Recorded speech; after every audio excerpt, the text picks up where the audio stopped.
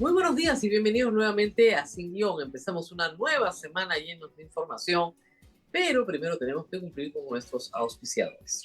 Prestamipe.com, donde encuentra soluciones de financiamiento para personas y empresas. Solicita un préstamo con garantía hipotecaria desde 20.000 soles o as factoring y obtén liquidez en cuestión de horas ingresando a prestamipe.com. Cambio seguro, cambia tus dólares y soles de forma segura y rápida con Cambio Seguro. Ingresa desde su web o aplicativo y obtén un súper descuento usando el cupón Ahorra Ya. Yo, Cambio Seguro. ¿Y tú? Gas natural vehicular para camiones y buses. Cambia tu flota a GNV y ahorra más del 50% en costos de combustible, impulsando así la rentabilidad de tu negocio. Para más información, escribe a movilidad.sostenible@calida.com.pe.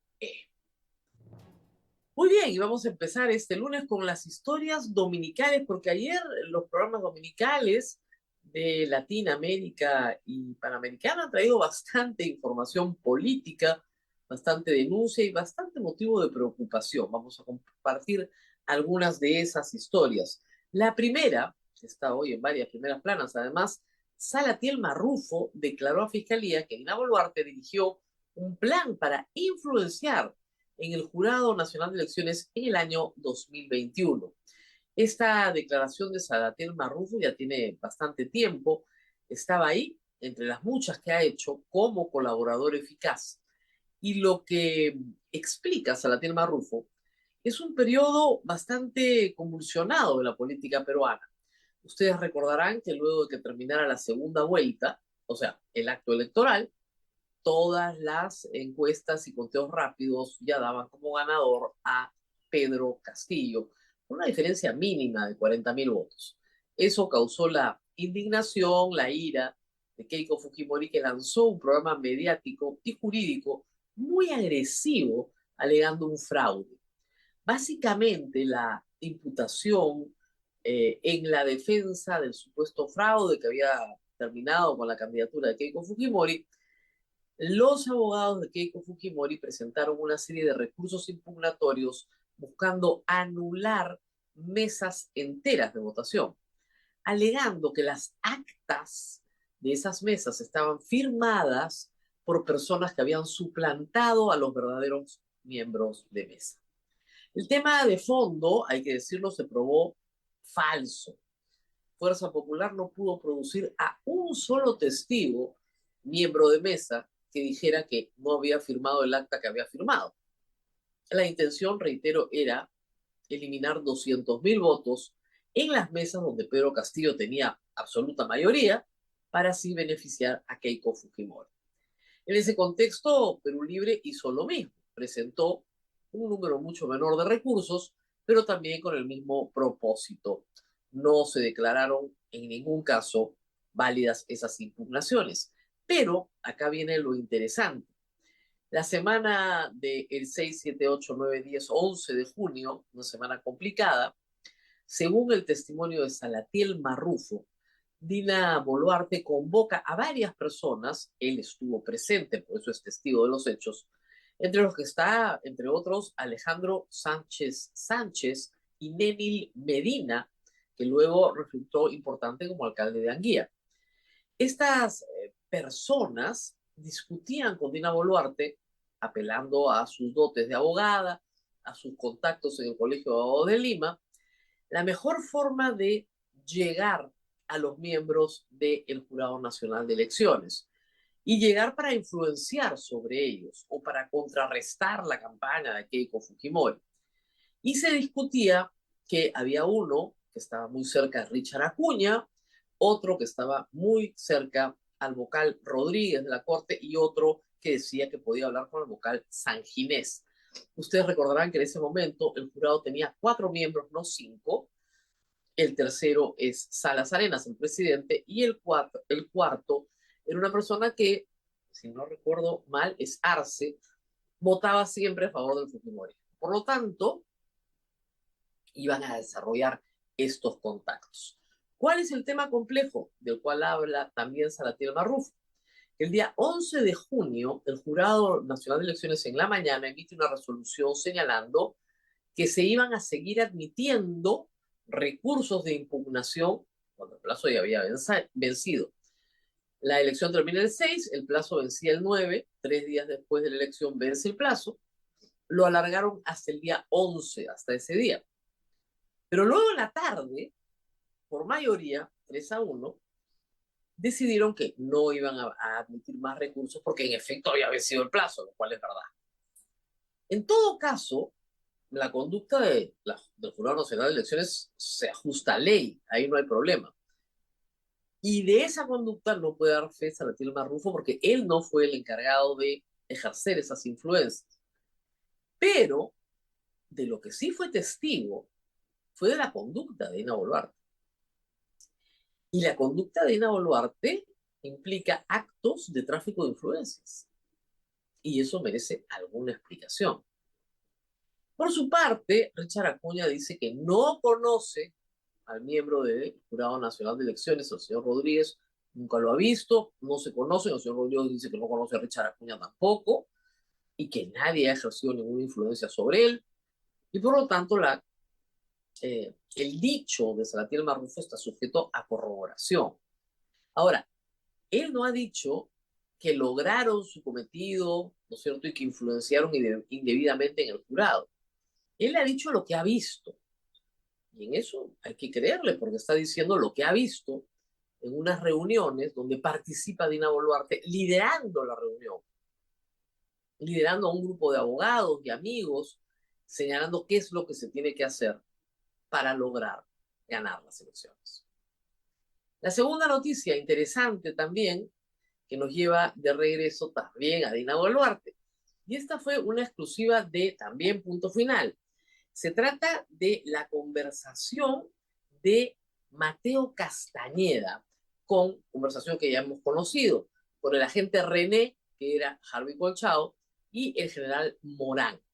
En esa conversación hay una transcripción de esta conversación que se produce en un centro de esparcimiento de la FAP, acá en Javier Prado, donde supuestamente, es lo que se escucha, Mateo Castañeda señala que Dina Boluarte pagó $30,000 al coronel alias Conejo, que ahora está en prisión, para que eh, manipule unos chats, ¿no es cierto? Y así, de esa manera, puedan votar a Harvey Colchado. Eso es lo que se supone que dice Mateo Castañeda a los interlocutores. Y lo que ha respondido el estudio de Mateo Castañeda es lo siguiente. Frente a la tergiversación grosera de Dini por Dina en la transcripción selectiva publicada en el Canal 2, nuestro abogado Eduardo Barría publica su escrito el 24 de mayo, presentó al Ministerio Público aclarando ese hecho. Lo que dice la defensa de Mateo Castañeda es que Mateo Castañeda nunca habló de Dina, sino habló de la Dini. Podría ser, porque sería raro que Mateo Castañeda eche a su clienta de una manera tan descarada, ¿no? Diciendo que la presidenta pagó $30,000 a Conejo para que le manipule un euro. Pero, en todo caso, si la DINI le paga a Conejo $30,000, igual es un delito, pues, para la manipulación de una prueba. Exactamente igual, en beneficio de Dina Boluarte, de nuevo. Lo siguiente, por favor, y seguimos con los dominicales. Por favor, lo que sigue, Vladimir Cerrón habría utilizado retransmisión para desviar señales telefónicas y no ser capturado. Claro, pues lo que resulta sospechoso es que Vladimir Cerrón tuitea todo el día, como prófugo tuitea, ¿no? Porque está más aburrido. Pero se supo este fin de semana que en la vivienda en la que capturaron a su socio, los dinámicos del centro, el señor Bendezú, habría estado también Vladimir Cerrón atendido por dos personas y dedicado a escribir por Twitter uno de sus pasatiempos favoritos. Se les escapó de nuevo a la policía, pero estas capturas y estos hallazgos demuestran que esta vez por lo menos sí estuvieron cerca y que no está fuera del país, está en Huancayo o estaba en Huancayo. Siguiente, por favor. tenemos una nota que trae Panorama. Una nota bien interesante. Integrantes de Juntos por el Perú contrataron con el Mincentur cuando Roberto Sánchez, hoy congresista, era ministro. Le preguntan al señor Sánchez, oiga usted, ¿por qué contrataba gente de su partido? Y él dijo que no era ilegal, que si cumplían con el perfil, no había ningún problema en contratarlos. Y es verdad, pero hay que decir algo. Juntos por el Perú quiere ser el partido de izquierda que no cree en las clientelas ni en la política de la prebenda. Miren ustedes, hace exactamente lo mismo el hoy congresista antes ministro. Es decir, desarrolla una clientela de favores contratando justamente a la gente de su partido con órdenes de servicio, cuando esa gente de su partido nunca había contratado con el Estado. Todos son primerizos en la contratación con el Estado. Esto fue el panorama. Siguiente, por favor. Hay más hoy día. Y esto fue Cuarto Poder. Esto tiene que ver con nuestro ministro del Interior, Juan José Santibáñez. Dicho sea de paso, eh, todos, todos nuestros, perdón, no todos, la mitad de nuestros ministros están fuera del Perú o van a estarlo esta semana. Un grupo se ha ido a China y otros están saliendo de distintas comisiones en distintos países del mundo. Pero Santibáñez se ha quedado, así que tranquilo que él se queda. ¿Y qué pasó en este caso? ¿Qué dice este tuit? DIVIAC, el contacto del ministro por Eduardo Quispe. Un capitán de la DIVIAC sería el interlocutor de Juan José Santibáñez en el audio que se publicó esta semana, donde pedía el silencio de un periodista. Les hemos contado que se trataba de Marcos Cifuentes de la Encerrona.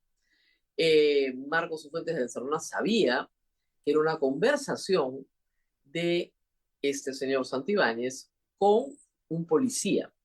Lo que no sabían era que era un capitán de la DIVIAC, asunto que se ha sabido ayer gracias al testimonio del exministro González. El exministro Mariano González da un recuento en Cuarto Poder de que este capitán se hizo amigo de Juan José Santibáñez, o Santibáñez perseguía su amistad, porque él perseguía la amistad de muchos policías para luego defenderlos o ser su abogado, perseguía su amistad, probablemente sin saber que este capitán era muy leal con Harvey Colchado, a quien consideraba su mentor.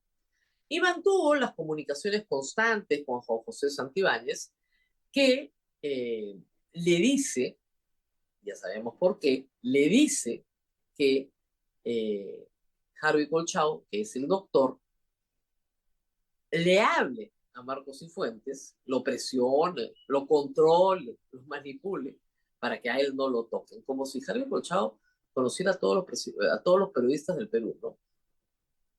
Y ese es el ministro del Interior. Pero luego ha ido más allá. Santibáñez no ha dado declaraciones para la prensa, salvo para un medio web que se llama la web del policía. Y ahí ha dicho que va a seguir acciones legales contra esos capitanes que tienen carros de lujo y que dicen que estudian y que están manejando dineros de la DIVIAC. Es decir, en clara referencia a la persona que ha, sin decir su nombre, ¿cierto?, mostrado estas comunicaciones inapropiadas, impropias para un ministro del Interior, porque cuando lo dijo ya era ministro del Interior. Lo cierto es que el amor se acabó. Santibáñez le ha declarado la guerra a la DIVIAC y no va a parar hasta destruirla toda. Ojo, lo que quiere básicamente es adscribir la DIVIAC a la DIRINCRE para que ya no persigan a altos criminales dentro del poder, ¿no? Sino que persigan delitos comunes y ya está. Y chao. Y por supuesto, de Colchado no se diga más. Para esto ha mandado comunicaciones con unos supuestos actos inapropiados o ilícitos a la Comisión de Defensa de Paz Chirinos, ¿no?, a la Contraloría y a la Fiscalía. Hay que perseguirlos a como de lugar. Y además de acusarlos de malos manejos de dinero, los acusa de incompetentes. El fiscal Chávez Cotrina ya salió a decir que han tergiversado una comunicación que él envía porque no se refiere específicamente a la DIVIAC, sino a la falta de recursos de toda la Policía Nacional para atender distintos requerimientos fiscales. ¿Hay más noticias? Sí, hay más, nos queda poco tiempo, pero mencionemos el caso del presidente del Congreso. Que yo siempre digo, miren, la gente con su vida personal puede hacer lo que le dé la gana. El problema es que si la hermana de la madre de tu hijo trabaja contigo porque tú le das trabajo en el sector público, eso está mal, mal. El señor Soto dijo que no tenía ninguna relación con la madre de su hijo, ninguna. Había sido un choque y fuga y había nacido un niño más o menos, y que él se ocupaba del niño, por supuesto, pagaba todo, era un buen padre, pero ahí no había convivencia, no había unión de hecho, y por lo tanto él podía contratar a la hermana de la madre de su hijo porque no tenía relación de afinidad con él. Bueno, estos días pasados, Cuarto Poder se dedicó a la vigilancia de la madre del niño y, oh sorpresa, entraba y salía, realmente como Alejandro por su casa, el señor Soto, probando una convivencia, ¿no? Y probando que la hermana de la madre de su hijo es, desde el punto de vista de la convivencia, de una unión de hecho, su cuñada, y tiene un parentesco por afinidad, y nunca le debió haber dado trabajo en el Congreso. No le va a pasar nada al señor Soto, ¿no? Por si acaso, está blindadísimo. Se ha pasado 12 meses regalando de todo a los congresistas. Nadie lo va a tomar. Nos vamos a la pausa y regresamos con revocatorias. Hay varios asuntos que explicar. Vamos y volvemos.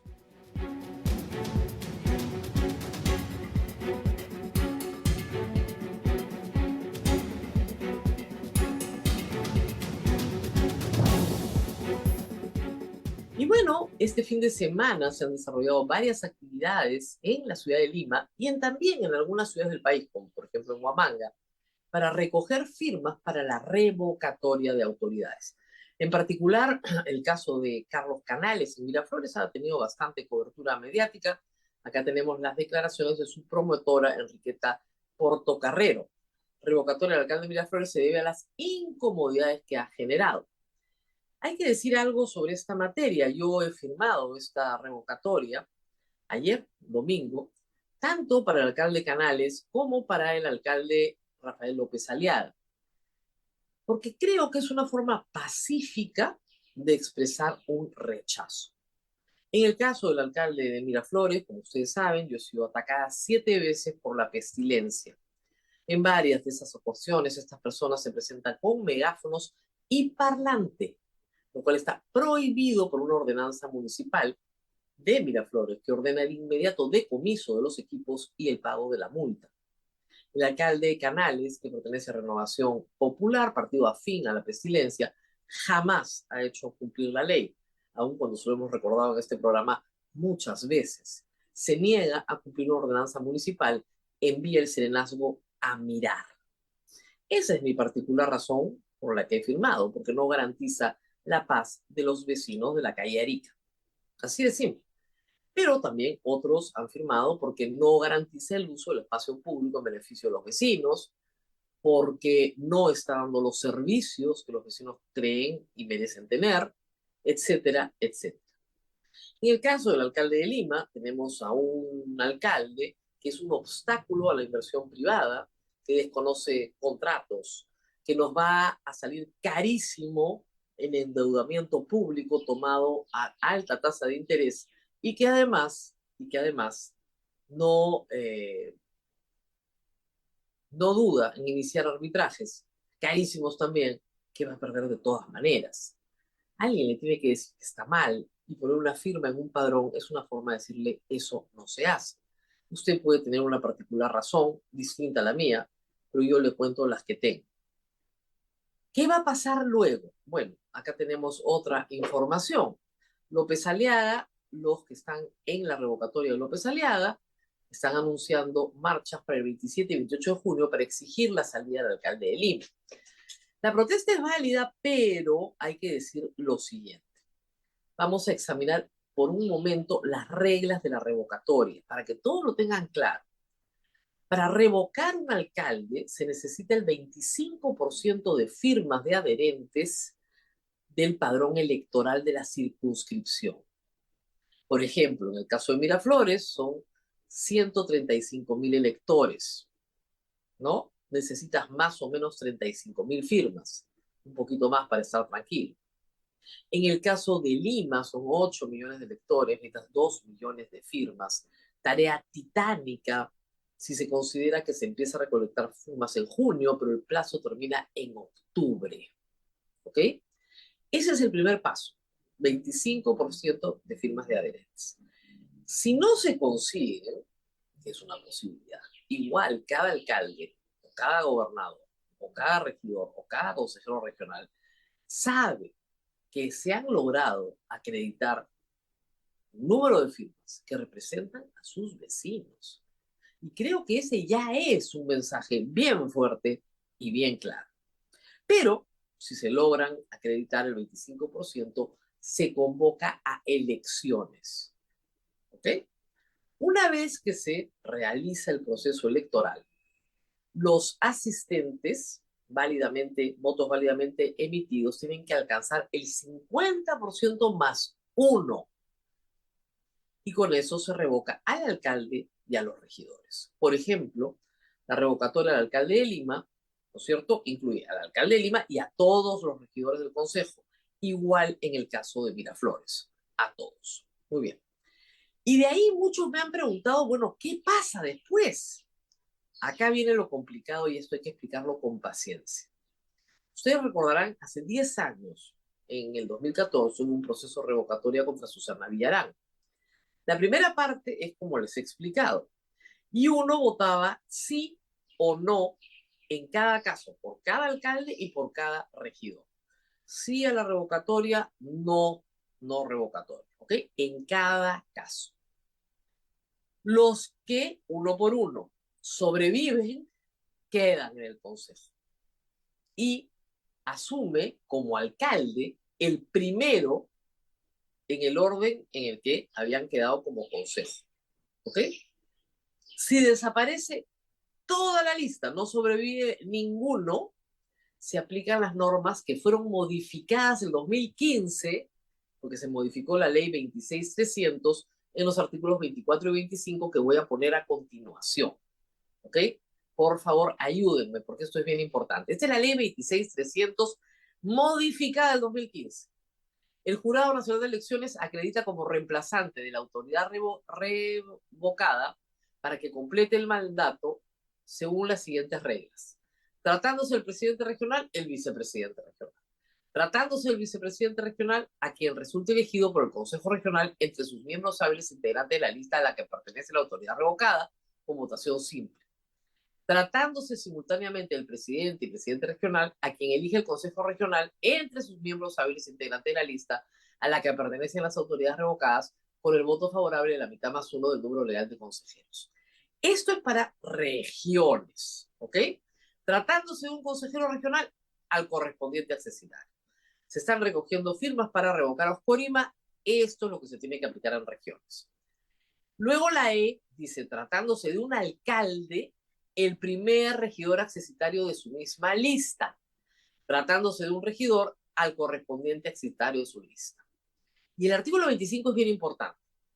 Quienes reemplazan a los revocados completan el periodo para el que fueron elegidos. En ningún caso hay nuevas elecciones. Antes habían nuevas elecciones, de ahí la confusión. Ahora no hay nuevas elecciones. Entonces vienen los problemas. Por ejemplo, en Miraflores se ha pedido la revocatoria del alcalde Canales y de todo el consejo. Pero Renovación Popular sacó 7 de 11 regidores. 7 de 11. Uno de Somos Perú fue el siguiente en votación, uno del Partido Morado, uno de APP y uno de Acción Popular. ¿Ok? Renovación Popular solo presentó como lista a un alcalde y 11 regidores. ¿Cuántos regidores le quedan a Renovación Popular en Miraflores para colocar, si se revoca a todos, solo a 3? ¿Cómo se llenan los otros puestos? Porque él tenía alcalde más 7 regidores, o sea, 8, y solo tiene 3. Los otros 5 van a salir de los accesitarios de las otras listas, básicamente de Somos Perú, que fue la segunda en obtener votación. ¿Qué sucede? Que el primer accesitario que queda de Renovación es un chico muy joven, que efectivamente tiene 28 años, que o menos, que no tenía ninguna información de ingresos, trabajos, participación política, nada. Y la que sigue, la que queda de teniente alcalde, igual, muy jovencita. Sí, pues puede ser un problema. Por eso, a la hora de votar, si es que vamos a votar, hay que ver de los regidores que no son del partido de Canales, si se pueden quedar uno o dos para que ocupen los cargos de teniente alcalde y teniente alcalde. Y de esa manera el resto, ¿no es cierto? Todos los demás suben, pero ya como miembros del consejo. Esa es la explicación que creo que valía la pena tener para que todos sepamos qué cosa es lo que estamos pidiendo. En todo caso, reitero, si no se llegan a reunir las firmas o finalmente no hay consenso del 50% más uno, que es un consenso elevado, para revocar a estas autoridades, quedará la constancia de que ha habido unas voces o un conjunto de voces de los vecinos protestando contra autoridades que no están haciendo su trabajo bien, que no están honrando sus promesas de campaña, que no están atendiendo las necesidades muy concretas de los vecinos. Así que mi recomendación es que si no les gusta su alcalde y están recogiendo firmas, vayan y firmen. Quedará constancia de que pacíficamente expresaron de forma democrática su protesta. Muy bien, nos tenemos que ir, no sin antes mencionar, por supuesto, a nuestros auspiciadores. Prestamipe.com, donde encuentran soluciones de financiamiento para personas y empresas.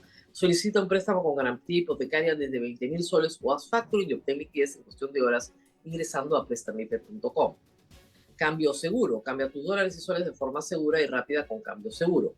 Ingresa desde su web o aplicativo y obtén un súper descuento usando el cupón Ahorra Ya. Yo cambio seguro. ¿Y tú? Gas natural vehicular para camiones y buses. Cambia tu flota a GNV y ahorra más de 50% en costos de combustible, impulsando así la rentabilidad de tu negocio. Para más información, escribe a movilidad.sostenible@calidad.com.pe. Nos tenemos que despedir, nos reencontramos nuevamente el día de mañana. No se olviden de compartir este programa. Hasta pronto.